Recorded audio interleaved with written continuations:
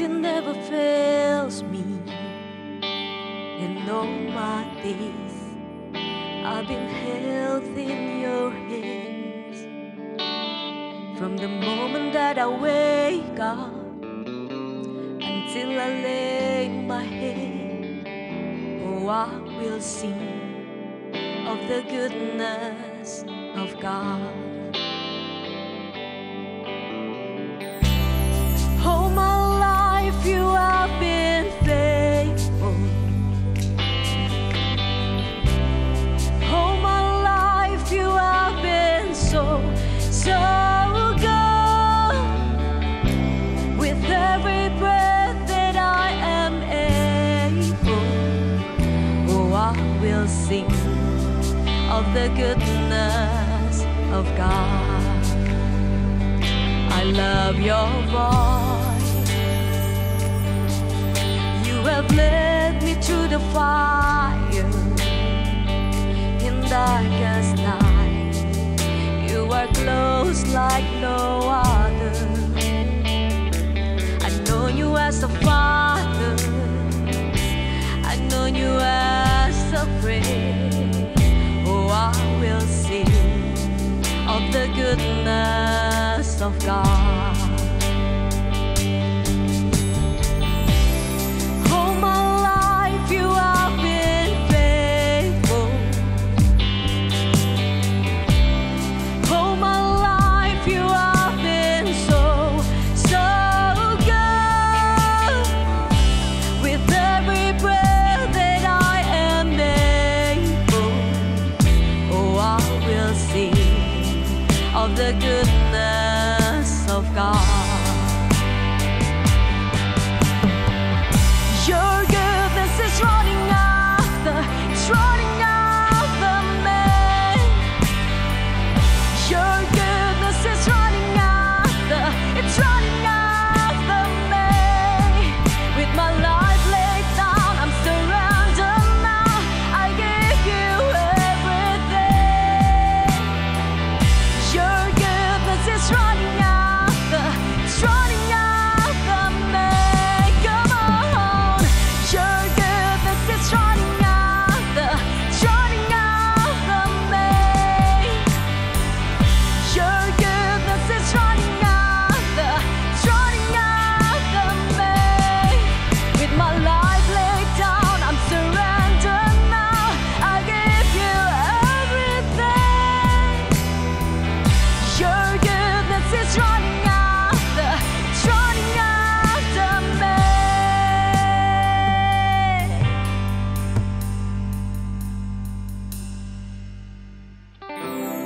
All my life you have been faithful. All my life you have been so good. With every breath that I am able, oh, I will sing of the goodness of God.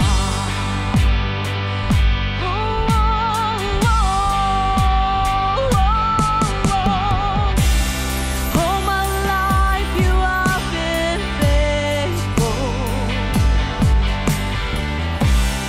All my life you have been so good. With every breath that I am able, oh, I will sing of the goodness of God. Oh, I will sing of the goodness of God.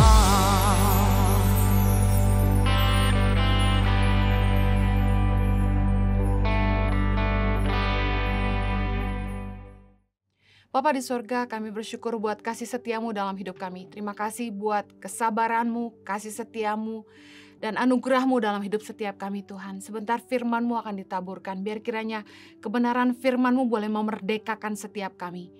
Tolong hamba-Mu Tuhan, biarlah hikmat dan pewahyuan dari Roh Kudus boleh memampukan setiap kami memahami firman-Mu dengan bahasa yang mudah kami mengerti, supaya kami bisa melakukannya dalam hidup kami. menyerahkan menit-menit ke depan ke dalam pimpinan Roh Kudus sepenuhnya. Hanya di dalam nama Yesus kami berdoa. Amen. Halo anak muda, senang sekali Kak Heni bisa kembali melayani kalian. Hari ini Kak Heni akan bahas tentang batasan dalam pacaran. Dalam 1 Tesalonika 4 ayat yang pertama kita akan baca sama-sama. Judulnya Nasihat Supaya Hidup Kudus. Ayat pertama kita baca. Akhirnya saudara, kami minta dan nasihatkan kamu dalam Tuhan Yesus. Kamu telah mendengar dari kami bagaimana kamu harus hidup supaya berkenan kepada Allah. Hal itu memang telah kamu turuti, tetapi baiklah kamu melakukannya lebih bersungguh-sungguh lagi.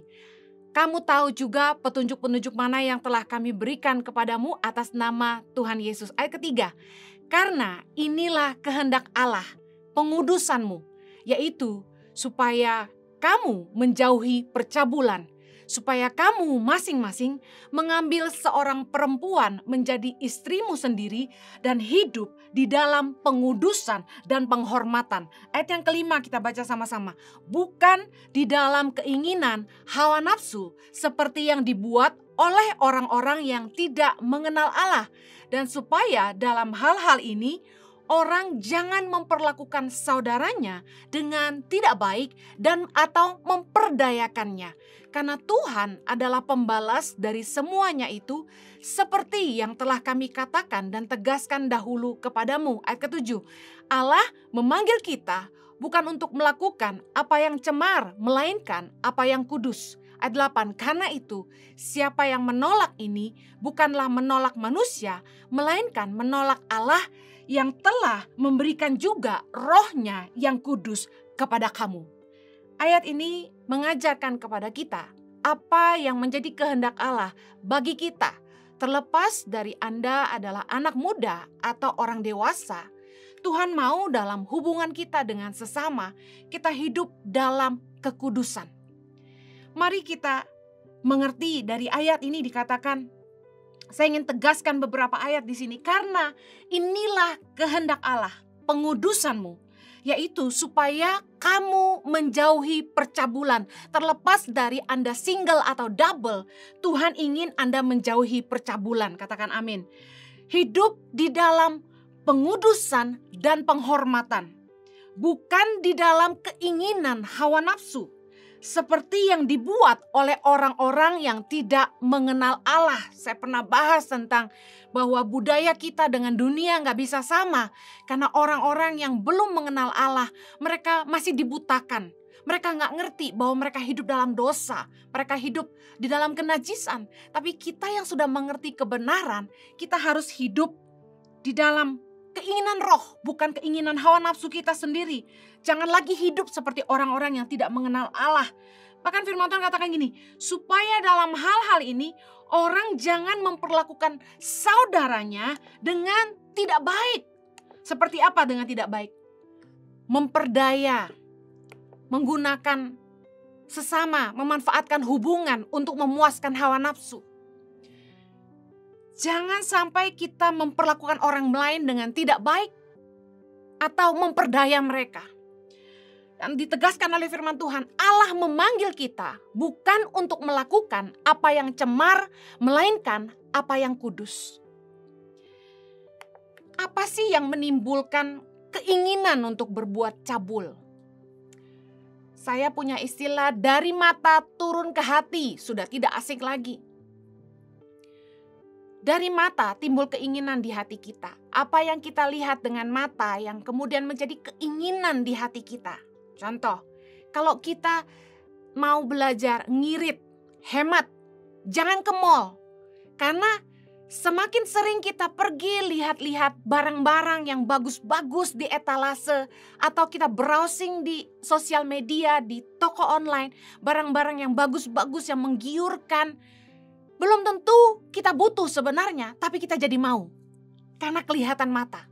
Sama ketika malam hari kita browsing di sosial media, kita follow akun-akun kuliner yang menyajikan makanan yang begitu enak dan membuat perut terasa lapar di tengah malam.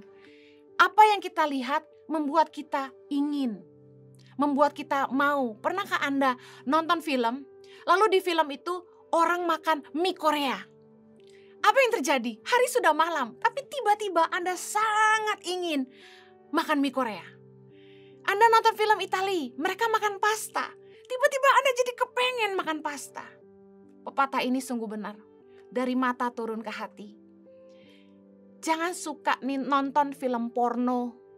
Jangan suka lihat gambar-gambar porno.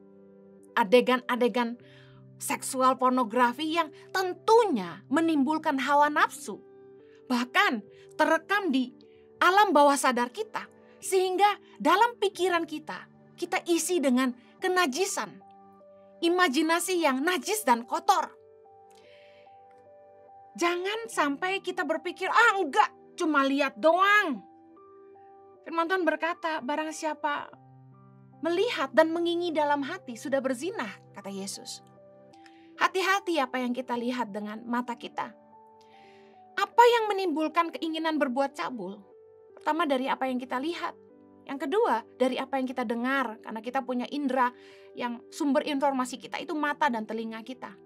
Kalau kita suka kumpul sama teman-teman yang tidak hidup dalam kekudusan, mereka yang tidak mengenal Allah, Anda akan dipengaruhi dengan budaya dunia yang menghalalkan seks sebelum menikah. Mereka akan bilang gini, udah apain aja pacar lo? Udah diapain? Udah pernah ngapain aja? Udah hajar aja. Telinga Anda mendengar ajakan-ajakan, tantangan-tantangan yang sebenarnya tidak sesuai dengan kebenaran firman. Dari tidak mau jadi mau. Apalagi teman-temanmu cerita pengalaman-pengalamannya dengan pacar-pacar mereka. Mereka kasih lihat di handphone mereka video-video, foto-foto. Benar kata firman Tuhan, pergaulan yang buruk merusak kebiasaan yang baik. Jangan duduk, jangan berjalan di jalan orang berdosa, kata firman Tuhan. Kemudian apa sih yang menimbulkan keinginan berbuat cabul? Ketika kita dating, kita pergi berduaan, jangan memakai kesempatan dating untuk saling membangkitkan hawa nafsu. Jangan saling meraba, jangan saling mencium. Karena Anda tahu itu akan menimbulkan hawa nafsu satu sama lain. Oh enggak Bu Heni, cuma cium kakinya aja. Dari kaki lalu kemana? Oh enggak Bu Heni, cuma cium jarinya. Dari jari lalu kemana? Itu masalahnya. Kak Heni akan bagikan batasan dalam pacaran. Tapi sebelumnya Kak Heni ingin mengajar kalian tentang milikilah tanggung jawab atas hidup orang lain. 1 Tesalonika 4 ayat 6a tadi berkata gini. Dan supaya dalam hal-hal ini orang jangan memperlakukan saudaranya dengan tidak baik atau memperdayakannya. Kebanyakan anak-anak yang masih polos, yang belum pernah pacaran yang sebelumnya gitu ya, diajarin sama yang udah pinter. Ingat baik, jangan sampai kita memperdaya mereka dan memperlakukan mereka tidak baik. Apa ukuran baik? Kalau Anda punya adik, Anda punya kakak, apa yang Anda akan lakukan kepada mereka? Seperti itulah Anda perlakukan pacar Anda. Ada nilai batasan, ada nilai penghargaan, penghormatan. Jangan sampai kita berdaya dan kita perlakukan dengan tidak senonoh. Kuasai diri Anda, kuasai nafsu Anda. Miliki rasa tanggung jawab atas hidup orang lain. Orang yang menguasai diri itu memikirkan akibat dari tindakannya terhadap orang lain.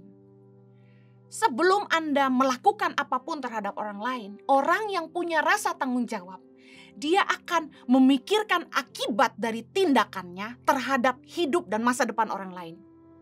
Jangan rusak masa depan orang. Jangan rusak hidup orang.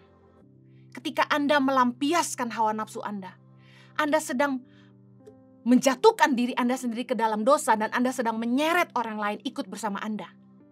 Titus 2 ayat 6. Demikian juga orang-orang muda, nasihatilah mereka supaya mereka menguasai diri dalam segala hal. Jangan sampai kita tidak punya rasa tanggung jawab sama orang lain. Saya akan bagikan beberapa hal sebagai tips bagaimana Anda menjaga hubungan batasan dalam pacaran. Yang pertama, jauhi titik rangsang. Jangan munafik. Jangan bilang, Bu, saya tuh kalau cium bibir nggak terangsang, itu bohong. Karena ciuman bibir adalah gerbang menuju seksual. Ciuman bibir merupakan gerbang hubungan seksual. Jangan munafik pada diri sendiri. Kalau Anda tahu Anda mudah terangsang di area tertentu, jangan cobai diri Anda dan jangan cobai orang lain. Titik rangsang tiap orang beda-beda. Mungkin ada orang yang dicium jempolnya aja dia merangsang. Ya jangan. Anda bilang, Bu Heni, kalau saya cium kening tidak apa-apa. Silakan. Kalau Anda bilang, oh itu bukan titik rangsang saya dan bukan titik rangsang pasangan saya. Jangan Anda bilang, Bu Heni, saya cuma cium telinganya. Loh, Anda tahu bahwa itu titik rangsang. Kemudian, Bu Heni, saya cuma pegang pinggangnya. Dari pinggang turun kemana? Kalau Anda bilang, enggak Bu Heni, itu sopan. Oke, kalau Anda enggak membuat pasanganmu bangkit titik rangsangnya dan Anda sendiri tidak, silakan lakukan. Tapi pesan saya, jangan munafik. Jangan sampai Anda mencobai orang lain dan Anda juga mencobai diri sendiri. Kalau kita enggak mau merangsang orang, jangan mau diraba, jangan mau dibuka. Dan jangan meraba dan jangan membuka. Ada istilah bahasa Inggris, you will get what you expect. Kalau nggak mau diraba, ya jangan dibuka. Kalau Anda buka ya itu nantang untuk diraba. Contoh, Anda pakai rok mini, super mini yang perempuan. Nggak usah laki, yang perempuan aja pengen megang kok. Apalagi putih mulus gitu. Apa nggak pengen megang sih? Kalau nggak mau diraba, jangan dibuka. Atau, maaf, Anda mempertontonkan buah dada Anda kemana-mana. Separuh. Wah, itu nggak loncat syukur. Kalau nggak mau dipegang, ya jangan dikasih lihat orang. Sopan lah gitu. Kalau Anda tahu bahwa penampilanmu menyebabkan pasanganmu terangsang, ya jangan lakukan. Bantu dia dengan berpakaian yang sopan. Ini gak ada hubungannya sama feminisme, gak ada. Matius 5 ayat 28. Tetapi aku berkata kepadamu, Yesus bilang gini, setiap orang yang memandang perempuan serta menginginkannya sudah berzina dengan dia di dalam hatinya. Saya tadi udah jelasin di awal, dari mata turun ke hati. Kalau Anda berpakaian tidak senonoh, lalu pasanganmu melihat dan menjadi terangsang, ya jangan salahkan. Ada juga pria-pria yang memang dasar bandel. Senangnya kalau ngajak ceweknya jalan suruh pakai baju yang mini-mini. Yang terbuka-terbuka. Kak Heni, Bu Heni kampungan. Sekarang ini kan lagi tren crop top. Crop top atau istilahnya pakaian setengah dada itu sebenarnya dipakai untuk aerobik, untuk dance ketika Anda pergi ke tempat-tempat olahraga, silakan. Tapi kalau buat jalan, kalau Anda pede ya silakan aja. Tapi kalau Anda pacaran, menurut saya gini, kalau Anda mau hidup dalam kekudusan, Anda tidak perlu ikut tren. Anda tahu Anda harus jaga pasanganmu supaya jangan sampai tergoda karena lihat bodimu. Ada orang-orang yang senang sekali memamerkan bodinya supaya kelihatan, dia langsing, six pack dan sebagainya. Tapi dengar baik, Tuhan mau kita hidup dalam kekudusan. Karena firman Tuhan ini berkata, ketika kita tidak hidup dalam kekudusan, kita bukan melawan manusia, tapi kita melawan firman Allah. Jangan tidak sopan, jangan buka-bukaan. Dalam hubungan, harus saling menjaga kehormatan, sebuah nilai yang gak boleh hilang, bahkan sampai menikah. Nilai penghargaan, saya sebut itu, dan kekudusan. Kalau pasanganmu itu berharga bagi kamu, kamu pasti jaga dia. Kalau itu berharga, pasti kamu jaga. Tahukah Anda, image itu dibangun dari penampilan. 1 Samuel 16 ayat 7b berkata, Manusia melihat apa yang di depan mata. Cuma Tuhan yang melihat hati. Tapi manusia hanya bisa melihat yang di depan mata. Apa ekspektasi Anda tentang image Anda di mata publik? Anda ingin dinilai sebagai wanita seperti apa, pria seperti apa? Tahukah Anda bahwa pakaian itu mencerminkan jati diri seseorang? Pakaian mencerminkan pekerjaan seseorang, mencerminkan manner dan gaya style seseorang. People who have manner dress up better. Saya percaya bahwa orang yang ngerti tata krama itu, dia ngerti cara berpakaian. Apa yang kita kenakan di luar menunjukkan jati diri kita, siapa kita. Kalau ada orang pakai kemeja putih, celana hitam, seringkali dikira pelayan restoran. Kalau orang berpakaian kaos hitam, celana hitam, dengan celemek hitam, pasti dipikir ini pelayan kafe. Karena untuk setiap pekerjaan, ada etika berpakaiannya. Pegawai bank harus pakai celana kain, kemeja lengan panjang, dan dasi. Ada manner-manner yang harus diikuti dalam cara berpakaian. Anda tidak mungkin bisa diterima pekerjaan kalau Anda melamar kerja dengan pakaian tidak senonoh. Kenapa saya cerita ini? Seringkali kita memakai alasan, it's a fashion. Terserah saya mau berpakaian seperti apa, it's a fashion. No. Fashion is a value.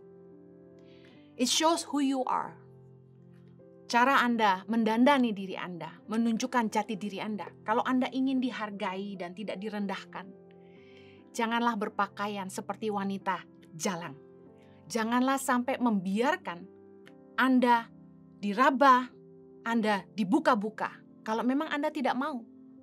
Selain Anda merasa Anda mau, beda cerita. Tapi saya ingin menekankan sebuah nilai. Kalau kita ingin hidup dalam kekudusan, kita harus menjauhi titik rangsang. Baik itu pegang-pegangan, ciuman, ataupun rangsangan dengan mata. Ketika kita memakai pakaian yang tidak senonoh, yang sangat terbuka, ya tentu kita akan secara tidak langsung sedang menggoda pasangan kita. Kalau tidak mau diraba, jangan dibuka. Yang kedua, bagaimana menjaga batasan dalam pacaran? Jangan menciptakan suasana. Jangan menjebak diri sendiri dan orang lain. Jangan sengaja cari tempat-tempat gelap, sepi, di bawah pohon, parkir di situ, mulai turunkan dudukan, rebahan, yang memungkinkan Anda untuk melakukan hubungan percabulan. Saya percaya anak terang tidak suka tempat gelap. Efesus 5 ayat 11 kita baca sama-sama. Janganlah turut mengambil bagian dalam perbuatan-perbuatan kegelapan yang tidak berbuahkan apa-apa. Tetapi sebaliknya, telanjangilah perbuatan-perbuatan itu. Sebab menyebutkan saja pun apa yang dibuat oleh mereka di tempat-tempat yang tersembunyi telah memalukan. Dengar baik, kalau Anda anak terang, Anda ngerti kebenaran, Anda tidak melakukan lagi perbuatan-perbuatan kegelapan karena Anda tahu itu tidak berbuahkan apa-apa selain dosa. Anda tidak sengaja cari tempat yang sepi, gelap, gak ada orang, di mana Anda bebas melakukan apa saja untuk memuaskan hawa nafsumu. Karena kita tahu orang-orang yang melakukan hal-hal itu di tempat tersembunyi sangat memalukan. Pacaranlah di tempat yang terbuka, yang bisa dilihat oleh siapa saja, termasuk orang tua Anda. Kalau Anda tidak punya pikiran kotor, kita tidak masalah pacaran di ruang tamu yang bisa ditungguin calon mertua, atau kita pergi makan sama-sama dengan keluarganya, Anda tidak masalah Anda pacaran di tempat umum, di tempat terang. Kalau memang Anda tidak punya pikiran kotor. Saya sedih satu kali, saya nonton bersama anak-anak saya di bioskop bersama dengan suami. Begitu lampu menyala, saya kaget. Di sudut paling gelap, anak SMP bangkit berdiri dengan baju sudah lecek, roknya super duper mini, dia rapikan. Orang tuanya tidak tahu dia pulang sekolah itu kemana. Dengar baik, anak terang pacaranlah di tempat terang. Justru kalau kita memang tidak punya niat jahat sama orang, kita tidak punya pikiran kotor, tidak ada niat cabul, kita pacaran di tempat yang terang, dilihat semua orang. Di masa dating kita tuh perlu mengenal budaya keluarga calon pasangan kita. Ada baiknya kita mulai ikut acara keluarga mereka mungkin. Makan bersama papa mamanya mungkin. Jangan berdua-duaan lah. Saya sudah pernah katakan ini. Kalau pergi dating rame-rame aja. Mau ngobrol-ngobrol berdua, banyak waktunya. Jangan sampai Anda menjebak diri sendiri dengan menciptakan suasana. Yang ketiga, kuasai pikiran Anda. Kalau Anda mau pacaran dengan batasan kekudusan, Anda mesti belajar memenangkan perang dalam pikiran Anda. Kita harus belajar menguasai pikiran kita yang kotor dan najis. Karena selalu saja ada pikiran kotor masuk. Namanya juga dosa. Nah, saya percaya apa yang kita lakukan itu sudah kita bayangkan sebelumnya. Orang tuh gak mungkin serta-merta spontanitas. Buat lalu. Mereka jatuh dalam dosa. Sebelum mereka lakukan, mereka sudah pikirkan. Sebelum mereka lakukan, itu sudah dibayangkan. Menangkan peperangan dalam pikiranmu. Jangan punya pikiran kotor. Usir itu. Bagaimana caranya supaya pikiran kita tidak kotor? Banyak-banyaklah merenung firman Tuhan. Baca supaya telingamu dengar. Sumber informasimu, mata dan telinga. Dengar firman Tuhan. Supaya keyakinan dalam pikiran kita, keyakinan di alam bawah sadar kita diisi oleh kebenaran firman. Mazmur 119 ayat 9 berkata gini. Dengan apakah seorang muda mempertahankan kelakuannya bersih? Dengan menjaganya sesuai dengan firman-Mu. Bagaimana Anda menjaga kelakuan Anda? Dengan menjaganya sesuai firman Tuhan. Nah, karena itu Anda perlu ngerti firman Tuhan. Sering-seringlah dengar khotbah di YouTube. Baca firman. Kalau Anda malas baca, beli Bible yang ada suaranya. Dengar firman di ibadah online. Pergi ke gereja, dengar ibadah, khotbah gitu. Ambil waktu nyembah Tuhan. Usir pikiran-pikiran kotor, isi ganti dengan firman. Saya percaya firman Tuhan itu seperti air yang membersihkan pikiran kita. Kalau pikiran kotor masuk, tiba-tiba pikiran najis masuk, usir itu. Segera alihkan fokus kita. Jangan malah diteruskan. Masuk, wah direnungkan. Masuk, langsung ngelamun. Diterusin imajinasinya. Jangan. Apakah hamba Tuhan gak bisa masuk pikiran kotor? Bisa. Pikiran kotor itu bisa masuk ke siapa aja. Kita yang harus lawan. Segera stop dan alihkan. Alihkan fokus kita kepada hal-hal yang penting. Hal-hal yang berguna untuk membangun masa depan. Pakai waktu berkualitas kita untuk hal-hal yang bisa membangun sesuatu yang berguna untuk masa depan kita. Mempersiapkan rumah tangga. Lelahlah untuk hal-hal yang berguna. Jangan buang waktu mikirin yang gak penting. Coba pikir apa yang saya harus bangun. Saya bilang sama anak saya, kamu sebentar lagi umur 17. Dan mama kasih target umur 23. Kamu sudah harus bisa berdiri di atas kaki kamu sendiri. Sebentar lagi, 3 tahun lagi kamu umur 20. Kamu mau bangun apa dengan hidupmu? Saya tantang anak saya, umur 23, mama gak kasih kamu uang lagi. Kamu harus bisa berdiri di atas kaki kamu sendiri. Biar mikir. Dia bilang, oh I don't wanna think. You have to think. What do you want to do with your life? What do you want to build? Untuk segala sesuatu butuh waktu. Untuk membangun sesuatu itu butuh waktu. Nggak bisa instan. You have to start now. Anda harus mulai dari sekarang. Anda mau bangun apa 5 tahun ke depan? Anda harus mulai hari ini. Karena umur jalan terus. Kalau Anda cuma ngelamun, main game, have fun terus, it will bring you nowhere. Main-main aja gak akan bawa Anda kemana-mana. Anda main aja terus 5 tahun ini. Lihat 5 tahun ke depan Anda jadi orang gak berguna. Pikir apa yang Anda mau bangun ke depan. Kalau Anda mau nikah, Anda gak bisa ngarepin papa mama. Anda akan bangga kalau Anda punya uang untuk pernikahanmu sendiri. Anda akan bangga kalau Anda bisa beli rumah sendiri dari tabunganmu sendiri. Daripada pacaran gak guna. Celemat-celemet, ngancurin dua-duanya, saling ngejatuhin, jatuh dalam dosa, jauh dari kebenaran. Kenapa nggak pakai waktu itu untuk kerja, bangun masa depan? Sehingga ketika kalian mau nikah, kalian sudah punya rumah. Mulai bareng-bareng kerja dan cicil rumah. Saya tantang anak-anak muda. Lelahlah untuk hal-hal yang berguna. Alihkan fokusmu dari hal-hal yang kotor untuk melakukan hal-hal yang lebih baik ke depan. Hal-hal yang lebih penting untuk membangun masa depan. Jangan jadi orang yang gak berguna, tapi jadilah orang yang jadi berkat bagi siapa saja. Saya selesai, saya berdoa agar Anda diberi hikmat oleh Tuhan dalam menjaga hubungan dalam kekudusan. Saya tidak bermaksud merendahkan siapapun, tapi saya mengajarkan kebenaran.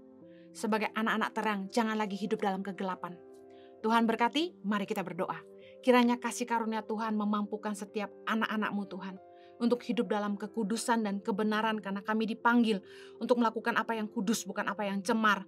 Berdoa Tuhan agar ada kebenaran firman-Mu ini boleh berakar dan bertumbuh dalam hidup mereka, agar sungguh-sungguh mereka boleh melakukannya. Mereka boleh menjauhi titik rangsang, mereka menjauhi suasana yang membuat mereka jatuh, dan mereka boleh memenangkan medan perang dalam pikiran mereka, supaya mereka selalu hidup dalam kebenaran Tuhan. Terima kasih Bapa, di dalam nama Yesus kami berdoa. Amen. Keep winning. God bless you.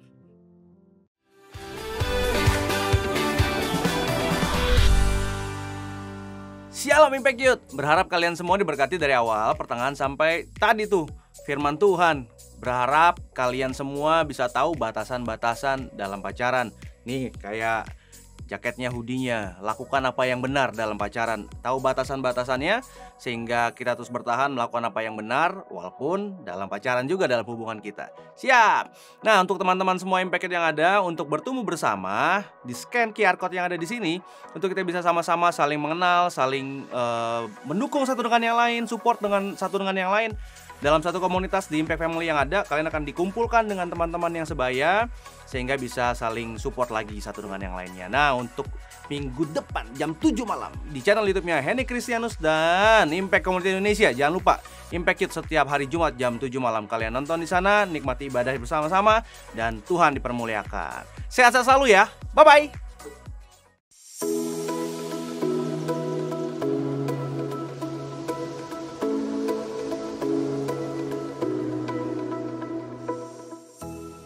Ikuti ibadah Sabtu pukul 6 sore waktu Indonesia Barat dan ibadah Minggu pukul 10 pagi waktu Indonesia Barat di YouTube Henny Kristianus dan live Instagram Yohanes Kristianus dan Henny Kristianus. Mari bergabung dalam ibadah online Impact Community Indonesia hari Sabtu depan jam 6 sore waktu Indonesia Barat dan hari Minggu depan jam 10 pagi waktu Indonesia Barat di YouTube Henny Kristianus dan juga live Instagram Yohanes Kristianus dan Henny Kristianus. Setiap ibadah online Impact Community Indonesia sudah tersedia subtitle dalam bahasa Indonesia, bahasa Inggris, dan Mandarin. Anda dapat mengaktifkan dengan klik tombol CC atau closed caption pada layar Anda. Minutes with God setiap minggu jam 7 malam waktu Indonesia Barat di YouTube Henny Kristianus, Instagram Henny Kristianus dan Yohanes Kristianus, serta Facebook Henny Kristianus Official. Mari bergabung dalam doa kesembuhan dan perlindungan Tuhan setiap Selasa jam 6 sore waktu Indonesia Barat di YouTube Henny Kristianus, Instagram Henny Kristianus, dan Yohanes Kristianus. Mari bergabung dalam 16-minute worship setiap Rabu jam 8 malam waktu Indonesia Barat di YouTube Henny Kristianus, Instagram Henny Kristianus dan Yohanes Kristianus, serta Facebook Henny Kristianus Official.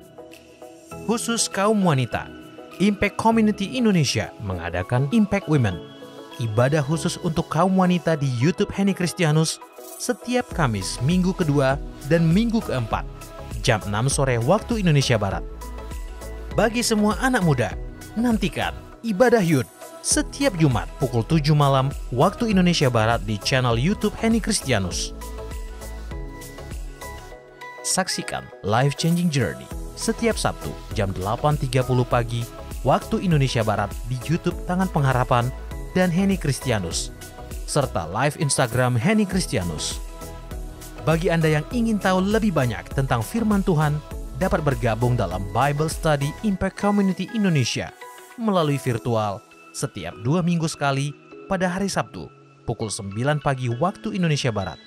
Pendaftaran ini gratis dan dapat dilakukan dengan mengisi form registrasi melalui scan QR Code atau dapat menghubungi nomor yang tertera di layar Anda. Ikuti Daily Devotion setiap hari Senin sampai dengan Jumat jam 6 pagi waktu Indonesia Barat di YouTube Henny Kristianus, serta pukul 7 pagi waktu Indonesia Barat di YouTube Yohanes Kristianus. Impact Community Indonesia memiliki sebuah komunitas untuk kita bertumbuh bersama. Bagi Bapak Ibu Saudara yang ingin bergabung di Komsel Impact Community Indonesia, dapat mengisi link form pendaftaran di bawah ini. Bagi Anda yang rindu menjadi jemaat Impact Community Indonesia, dapat mengisi Google Form atau scan QR Code di layar Anda. Saudara dapat mengirimkan permohonan pelayanan doa dan konseling, atau jika Anda memiliki doa yang terjawab, serta kesaksian atas jawaban doa Anda, melalui Google Form, WhatsApp, atau email impactcommunity.id@gmail.com. Bagi saudara-saudara yang diberkati Impact Community Indonesia dan ingin memberikan persembahan atau donasi, dapat disalurkan ke rekening Bank Gereja Impact Community Indonesia dan Yayasan Tangan Pengharapan, serta QR Code BCA Mobile, GoPay, OVO, Dana, Shopee, dan Link Aja. Bagi Anda yang rindu untuk dibaptis, Anda dapat mendaftarkan diri Anda dengan scan QR Code yang ada di layar kaca atau menghubungi kami di 0811 9777 745.